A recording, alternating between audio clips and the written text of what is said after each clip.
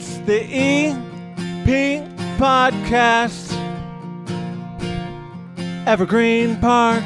There is a new restaurant in Evergreen Park. We've had a few of them pop up recently. I have not been able to contain myself, my excitement, Philip Flores, of getting to your place, Evergreen Social, a whiskey and board game tavern. And we're going to get into exactly what that means. But thanks for joining me on the EP Podcast. How are you? Thank you for having us, Chris. I really appreciate you coming out and checking out our food and our space. We're excited to be in the community. It's a very based, community-driven idea. Yeah, let's start with that. I was talking with your wife, first of all, family restaurant, but also community restaurant. She told me you have a lot of Evergreen Park High School kids that are working here behind the scenes or even out on the floor. I mean, you have, not everybody here is a Evergreen Park High School student, but she was telling me that, what do you got, like 20 or so of them that are working here? Yeah, out of the EP High School, we have about 22 kids that are working here, but in general, we have about 90% of our staff is from Evergreen Park. We were trying to keep the green and evergreen type of feel. We wanted to show the community love that has shown us love. We also have a bunch of artwork designed by the students in Evergreen, and it's on our doors. We gave scholarships for that. We did a couple walls, and then we're also giving 2 more students the entry when they come in, 2 separate walls there as well. So we really are trying to teach and develop and make sure that our future students and everything like that are set up for success. You know, the restaurant industry is a good industry to learn a lot of tales of job, and it helps them develop, and then when they go away to college, they can find jobs easily that helps support their lifestyle out here. We're going to get into a lot of the details, but before we do that, so it's not just me constantly eating food in front of people. Tell me about, let's start with one of the drinks. You have 2 of them out here. Which one here, if I walk in the place, would you say, Chris, you got to make sure you try that? Knowing that you like whiskey and bourbon. I would have to say it's our blackberry basil smash. Okay, so what's in this guy? So it's muddled basil and blackberries. It is a Irish whiskey. Tullamore Dew is our favorite, or Jameson. And then it is a deceased with lemon. I apologize about that. Lemon and simple syrup. Shaken until it hurts, I always like to say, because you want to make sure that the juices and the flavors mix really well together. And it's built in a tin and then poured over ice. What do you think? That is incredible. And you know what I like about it? You know, like you said, I like bourbon. Mm-hmm. I go down to Kentucky every year. I'm going to Bourbon and Beyond in September. It's a 4-day festival. My daughter's going with me so she can see Noah Kahn. I've become a little bit of a Noah Kahn fan because of her, but I'm definitely going for 4 days of drinking bourbon and listening. I mean, Collective Soul's going to be there. It's a bunch of 90s alternative bands, and then a couple of bands that she really likes. But I make a trip down there and go to distilleries all the time. And the thing that drives me nuts when I get a bourbon drink is if there's too much simple syrup or too much sweetness to it and I can't taste it. This is well balanced because I don't feel like it's too sweet. The moment I start to think that I got to go to the gym longer to work off the drink, I'm done. But this is really, really tasty. Great job on this one. Thank you. I have an unlimited amount of years of bartending. I've bartended all over Chicago and also from Vegas. I won a couple Bartender of the Year awards out there, so I do know how to mix a drink. Bartender of the Year awards? Yeah. Lead with that next time. Yeah. I'm kind of a little shy about it. You know? Oh, well, it's out there now. Multiple Bartender of the Year awards over here at Evergreen Social, which is really cool. So as we continue, why was it important to not only open an Evergreen Park, but to employ a bunch of Evergreen Park people here and literally put Evergreen in your name? So the biggest thing for us was community. Evergreen, when I moved here 17 years ago with my wife, my wife has been here 36 years. And so moving here, it felt like I was instantly kind of accepted into something. We've coached EP soccer with Ken and the rec team for 14 years. And we still continue to do so now. We also have always felt welcome. I've gone to board meetings and watched the Treasury and the mayor handle their business, and also the schools. So I felt like it's such a small tight-knit community. It felt welcoming. And the reason we chose Evergreen over everything else is I have children here. I have 5 total. And I want them to be able to grow up knowing that they have places to go, as well as like family establishments where they feel welcomed. And not saying that EP didn't have it, just stating that here we've tried to take the cell phone and the TVs out of people's hands and really put an emphasis on time. Yeah, right? I like that. Yeah. I mean, I got to be honest. I mean, like, look, sometimes I walk into a place the first time I've been here. I was here last week. Mm-hmm. You soft opened, and I came walking in. I have my 19-year-old daughter with me, and I didn't even know if you were going to be here. I was just like, I want to stop in and see this place. Yeah. And the thing that struck me is that you're going to have maybe more, but I can count 3 different crowds that will come into this place. One, you have an incredible array of bourbon, and I want to get into that. But you're going to get bourbon drinkers because you're giving it at a really good price. As a guy that walks in, I was getting a few of them on the rocks, and I was like, I can't believe that. Yeah. I mean, I'm worried you're going to go out of business. So I mean, like, I liked that. Okay. Yeah. Second, you're going to get families. I saw a few in here. They're playing regular board games, and the family's sitting around. They're having something to eat. And like you said, you take the cell phones out of their hands. Everybody's playing while they're out and they're doing something. And third, you have the gamers. Yeah. My daughter plays Dungeons & Dragons. My son plays it, my older one. My 10-year-old's in the Pokemon. Yeah. The older daughter, who's 19 and in college, she got him into it. She's like, he's got rare cards over here in the shop. You have these 3 crowds, which I don't think everybody would expect to mingle, that mingle very well here. Yes, you can't be shocked by that because that was the concept. Yeah, I planned this starting about 7-8 years ago. We used to own a board game store on 95th and Cicero called Greenfire Games. Oh, I know where that was. Yeah. Yeah, and unfortunately, that one had to close during the time we were unable to sustain. But the dark times. So.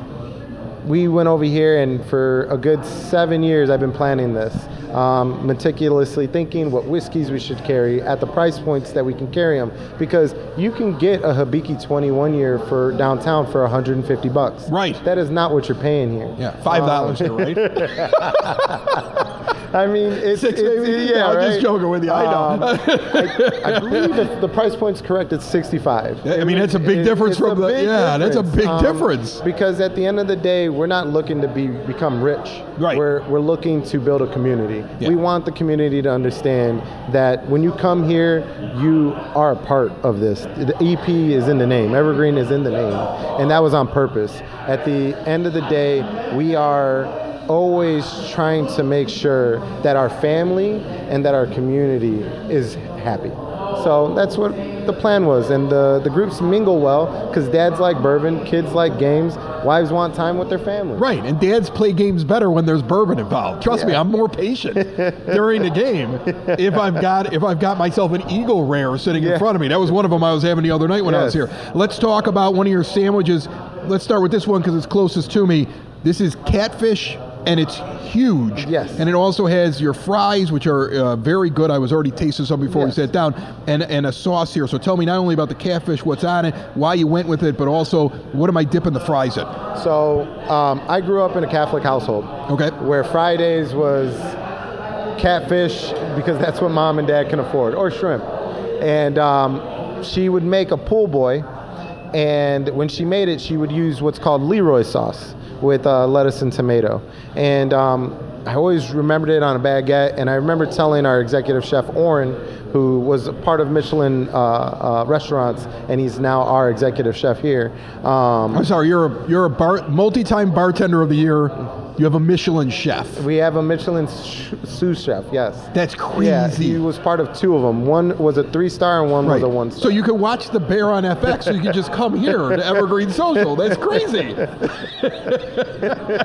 It's great because that's we really put a big premise on our food. I don't think we do a Michelin star level of great, but I do think we are Michelin affiliate, especially with the food that we're serving and the price points that they are. The catfish is a staple because we are in a predominantly Catholic area, and Friday is in Lent. Listen, it doesn't even need to be Lent. My mother won't eat meat now on Fridays ever. And I'm like, Ma, Yeah, what are you doing? You're going back in time. Yeah. Like I can't go. We can't go out to eat on a Friday with my parents unless there's a good fish option. But I can bring her here because this, my friend, is good. And I'm going to explain to people why it's good. One, there's a kick. I love a little kick when you're having something like this. I mean, there's a little spice. This reminds me if I was eating catfish po' boy in New Orleans. Yeah. That's what, and not like the one that's by Bourbon Street. No. This is if you go into the neighborhoods. Catfish po' boy is what this is. The baguette is perfect for it. It's just perfect, and it's just there's a lot of meat.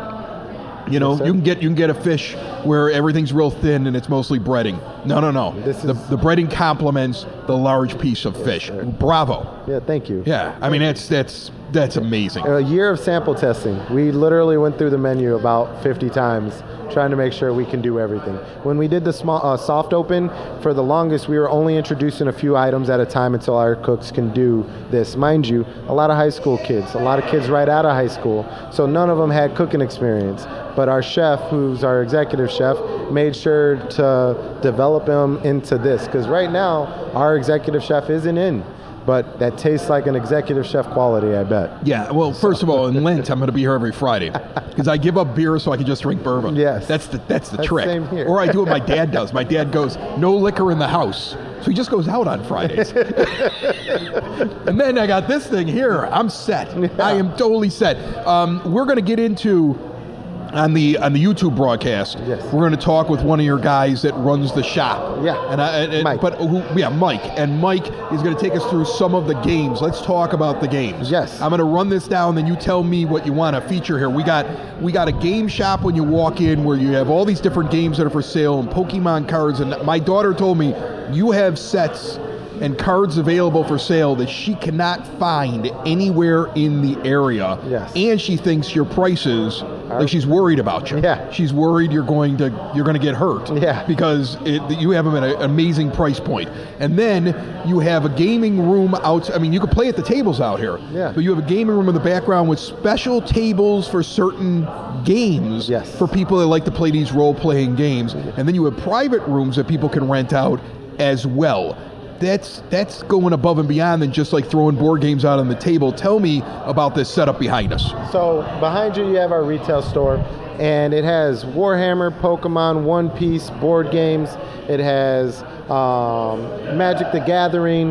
It also has the new Star Wars game. So we have a variety of games. When it comes to the Pokemon aspect of things and why our price points are set where they're at for Pokemon, they're really established because I don't want to rip people off, and I get my materials from distributors and scalpers. You were telling me the other night that you get things at like a market price, and so I keep it there. Yeah, I'm not trying. Like I said, this is not meant to get rich, and we do put a limit on things, right? So if you come in, you can't get 50 Pokemon packs. Right. But you can get a pack, come back tomorrow, get another pack. Right. It's to be able to allow everyone to grab as much as possible in a reasonable fashion. You know, we don't want people running up and grabbing 50 Pokemon. You don't want crazy collectors coming in here and cleaning off your shelves and then turning around and selling it on eBay. You don't want that. No, this is meant for kids to enjoy. We've been doing Pokemon Sunday now for 2 weeks, and we help kids build their decks out of our dollar box, and they get to keep the decks. There's 60 cards in a Pokemon battle deck, and now they're all excited because now 12 kids in the neighborhood, little kids ranging from the age of 7 to the age of 14, are going to be able to play over here in a little tournament and win little packs and things of that nature. So we want to make sure we keep the hobby open for the community more than anybody else. Like I said, I can't emphasize it enough. It's not meant to be rich. It's meant to enjoy. All right, well, make sure you make a profit because I want you to stick around, okay? Hey, as long as this pays for itself, I'm good to go.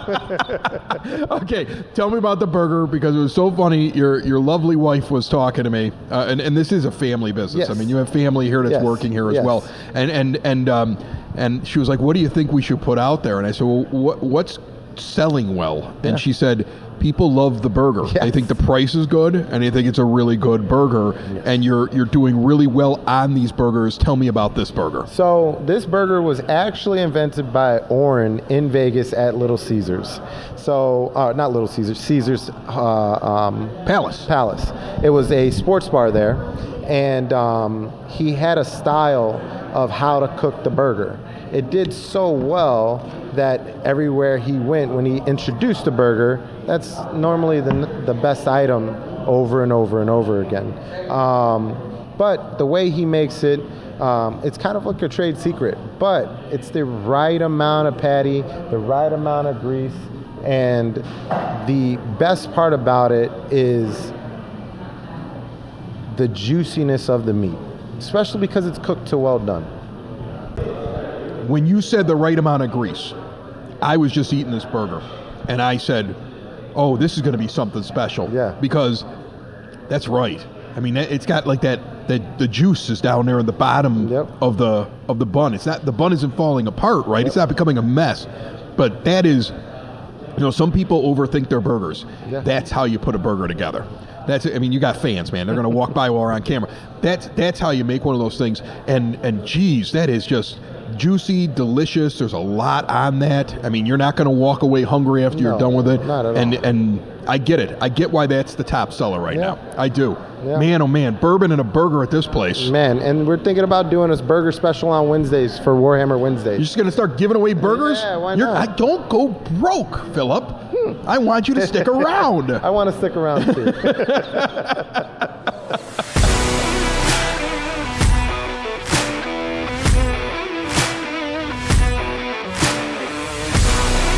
All right, before we get out of here, I need to understand some of these games because they look awesome, and I've never played any of them. This is Warhammer, correct, Mike Bradshaw? Yep, this is Warhammer Age of Sigmar. The idea behind this, it is a medieval fantasy setting, and you are building and painting your own armies out of little model kits. Okay. And then you field them out. So we have the Stormcast Eternals, which are these righteous warriors that are powered by the ever-growing power of the storm, versus the Skaven, which are this endless horde of little terrible rat people. Boo, rat people. Okay, so we want to defeat the rat people. You would think that Well, you might be playing as the rat people. Okay, but, I mean, deep down we all want the rat people to lose, right? Okay, because you would think the taller, normal people with the giant hammers would eviscerate the tiny rats, but you're telling me the rats have a chance in this game. So there's only 5 of them versus 20 of them. Well, that's insane. Okay. All right. Well, I mean, that right there is a perplexing question. Sure. Can 5 regular-sized men with shields and hammers defeat 20 tiny rats with tinier weapons and metal armaments? Is that fair to ask? Yeah, I think that's a fair question. But honestly, it's a fairly even matchup between these two, because even when you start killing these, one of their special abilities is you can keep bringing more out. Oh my goodness. It's an endless horde. Well, that's insane. Okay, so the thing I love about it is the table, which you guys told me is specific to Warhammer.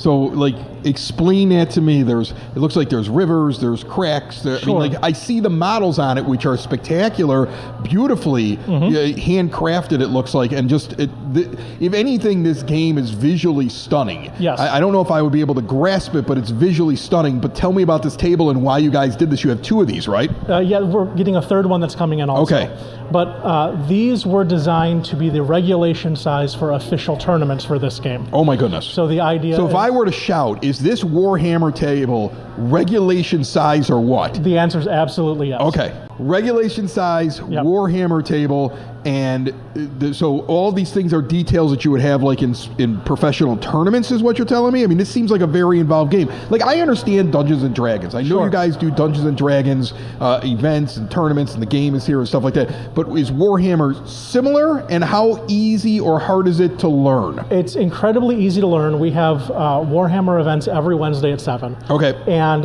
this particular set is an introductory set for the game.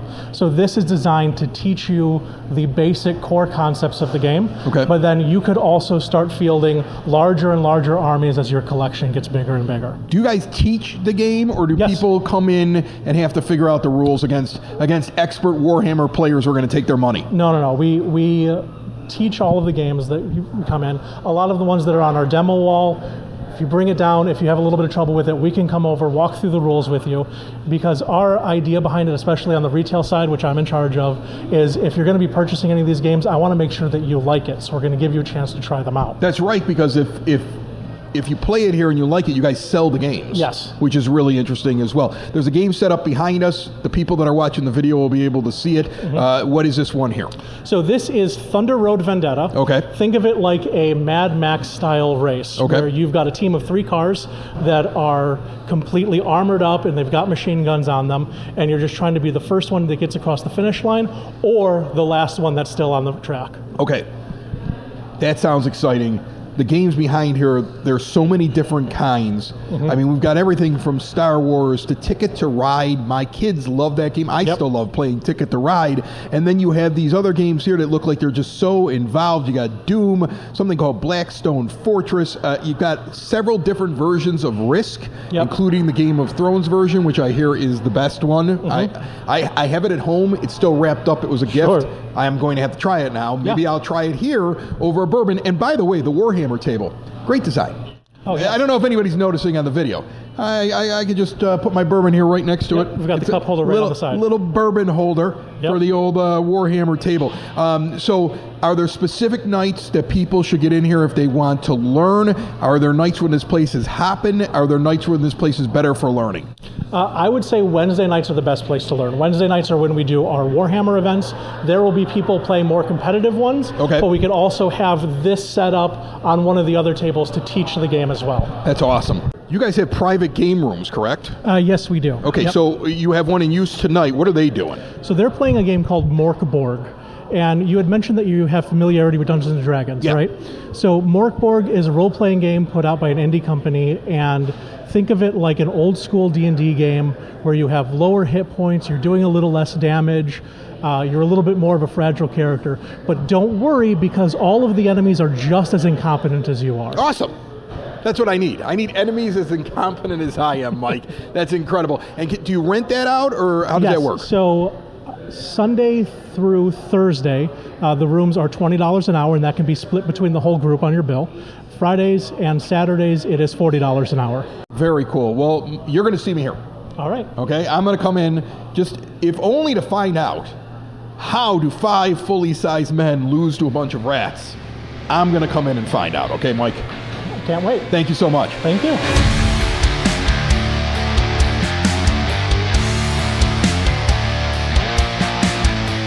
So the burger, spectacular. I mean, I love it. I'm in love with it. I'm in love with the catfish. You've been laughing at me about that. You haven't. I noticed that it got smaller. You're not even paying attention. Like, every time we cut away to another scene, I eat more catfish. I'm telling you right, I'm hooked on the catfish. That's awesome. I'm gonna be here just to eat the catfish, and I'm gonna be here for that burger. I'm gonna be here for the bourbon. I'm gonna be here for the games. I'm gonna be here. I think I'm gonna try out Warhammer, and I don't even know what it's about, but I want to try out some of these role-playing games. You got special tables in the back. Everything about this place is super cool. I think the thing I do want to point out, though, it's Evergreen Social, Whiskey and Board Game Tavern. Some people might look at that and think it's adults. Yeah. Because it's a whiskey tavern. But this seems like a very family environment. It is strictly family. Me and my lovely wife have 5 kids. Yeah. We wouldn't build something if the kids weren't allowed to be here. And kids can be up here as long as there's an adult accompanying with them. And outside of that, before 8 o'clock, they can be up here as long as they're in the teenage range from 14 to 18. Yeah. But with an adult after 8 is our biggest thing. But when you do come here, like, why wouldn't you want to bring your kids, right? Like, it's little aspects like that that make us a community. My kids are rambunctious. There's 5 of them. They know how to, get a little crazy and make a little mess. Well, I haven't seen any of them standing on the tables. It's not like you have Twister here. I'd be nervous if you had games like that. Yeah. Like, okay, well, it's gonna get a little. If you had like a bin of Nerf guns, I'd be concerned. At least we're not at that point. No. The most we got right now is just the board games. I hope we don't go to that part. Before we get out of here, yes. Something I did want to get back to was the bourbon. Yes. I'm a big bourbon drinker. Yes, sir. I love trying out different bourbons. I always keep different ones in the bar. I go to distilleries. I check them all out. You have a good selection right now, and you were mentioning to me you're bringing in even more. Yes. How are you finding them? How are you making your selections? Are they going to rotate? Tell me a little bit about that. So we work with our distributors mainly, Breakthrough and Southern. We're also working with distilleries.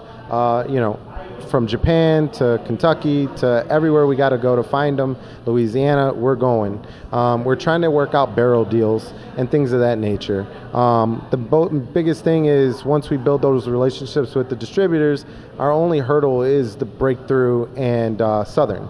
And what does that mean? That means that we have to basically pay for them to ship it from there to get to us so that we can legally have it in here for the commission to know that we're paying the prices. Right. But we have a bourbon expert on staff. His name is John Adams, one of the owners. His personal bourbon collection is about $120,000. So we go off of what he likes. I could never have that. Yeah, me I buy 2 bottles and I drink them. If I have more than 1 bottle in the house, I've gone, what am I doing? Yes. Yeah. So we make sure that he doesn't come in here and drink it all. But no, he makes really good selection when it comes to our bourbon choices. So I've learned from him. I know what I like. I like Eagle. I like the price point. My favorite bourbon is Sweet Wheat. We have that, thankfully, from Southern.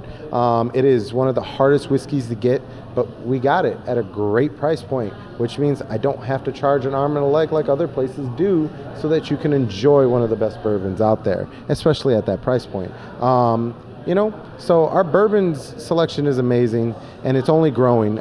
We should have 30 more, I believe, as of Friday, once Breakthrough's order gets delivered. So we'll have a healthy stack. I'm really happy. Am I going to walk in eventually and see like a list where I can kind of go off the entire thing? Yeah. Yes. So we're building satchels. Yeah. We're going to have a whiskey list satchels with our drinks in it and our wines. And we're going to have the shelves filled. I mean, I can picture it. I can imagine it. It's already a cool place to hang out in. Yeah. But holy cow. You asked John Adams. Yes. Who, great name, by the way. You asked John if he needs like an apprentice. Yeah. Because I'm thinking about getting out of the podcast game and just drinking bourbon professionally. Yeah. Right. And you get to make deals with the distilleries and get your own bottles, It's great. He's great. And then our other partners, Nick, Fabian, and Rashawn are awesome as well. Without them, this place doesn't exist. Yeah. And we're all EP members. We all grew up, or we all raised our families in EP, and this was meant for this town. And we're happy we're here. We're happy that people are now going to know this is a family-friendly environment. We want families. We want everybody. We want no families. We want families. We want people ready to play board games and have fun. We have game masters on staff for a reason, and you got to see what that game master was doing in there with the random group that was. Yeah, you teach people how to play the games, which I think is just amazing. Yeah. And I wish you the best of luck. We never got to this drink, but I want to give you one here because I want to toast you. Congratulations. Good luck to you. Thank you. It's the EP Podcast. All things Evergreen Park. It's the EP Podcast. Evergreen Park.